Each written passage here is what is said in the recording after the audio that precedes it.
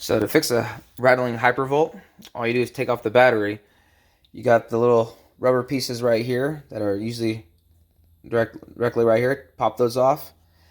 Then you got to take off the back screw right here. These 4 screws, take all those off.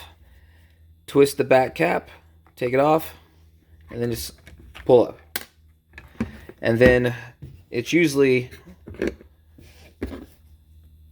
this one or this one.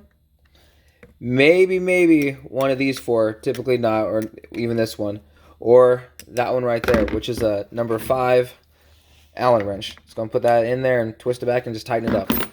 And then go and put it all back together and go and turn it on. It should work. And once you put it back together, it should go back to sounding like normal. Nice and easy. Don't go rushing out buying a new one. Just tighten up the bolts and fix it yourself.